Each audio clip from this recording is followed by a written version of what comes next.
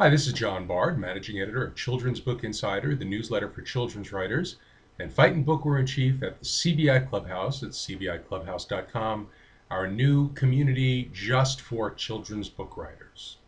Today's topic, how to create compelling adult characters for your picture book.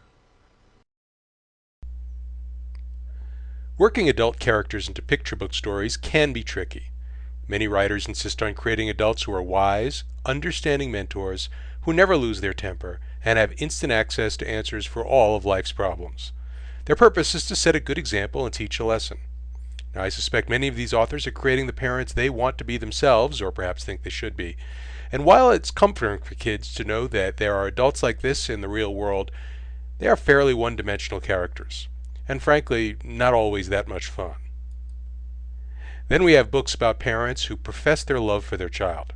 Don't get me wrong, many of these books are quite lovely, and they're perfect for bedtime reading. But a quick search in the picture book category at Amazon pulls up more than 1,700 books with love in the title. Books like Mama Do You Love Me, Guess How Much I Love You, Stinky Face, You Are My I Love You, I'll Love You Forever, and, well, you get the idea. Now again, there's absolutely a place for these kinds of books, but I think we can agree that there are more than enough already to choose from. So if we take away the adults as teachers' role and the parents as endless supplies of unconditional love stories, what are we left with? Hopefully books where kids take center stage, and the grown-ups offer supporting roles as necessary. But just because the adults aren't the stars, it doesn't mean they're stodgy or dull. Let's look at some good examples. Adults as assistants. When the child character needs a little help to achieve his goal, ideally the parents pitch in without trying to take control of the situation. In Paulie Pastrami Achieves World Peace by James Proimos, Paulie is an ordinary kid with no special talents, but he wants to achieve world peace before he turns 8. Rather than try to reason with him or get Paulie to pick an easier goal, his parents take him seriously and do indeed find a way for him to spread peace in his part of the world.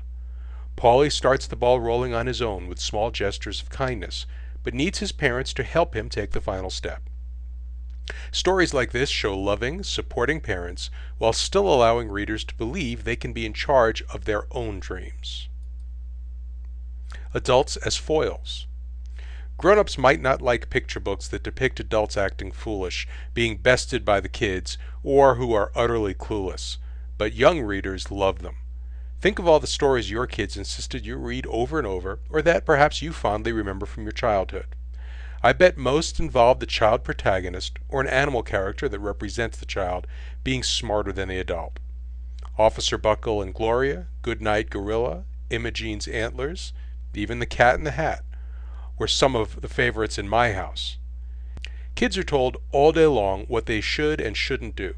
It's fun for them to call the shots once in a while in their books. Adults as friends. Nothing delights a young child more than having a big grown-up get down on the floor and play. Books with adults who temporarily abandon their straight-laced personas and get a little goofy reassure children that mom and dad can still have fun. When our son was little, he adored William Steig's Pizza Pizza. Pete's depressed because it's raining and he can't go outside to play, so his proper pipe-smoking dad decides it would cheer Pete up if he got turned into a pizza. He's rolled out like dough, covered in oil, tomatoes, and cheese. We went through several months where our son wouldn't go to bed until we turned him into a pizza. Finally, adults as safety nets. These adults vary from the wise mentor parents because they know when to back off and let kids work through their own problems, but they're in the background if needed. I've always considered Max's mother in Where the Wild Things Are to be such a parent. She has an argument with her son and sends him to his room without supper. Then it's exclusively Max's story, as she takes a journey to a place where he's king and tells the wild things what to do. But he chooses to return home because he wants to be where, quote, someone loved him best of all. And when he gets back to his room, he finds a supper waiting for him.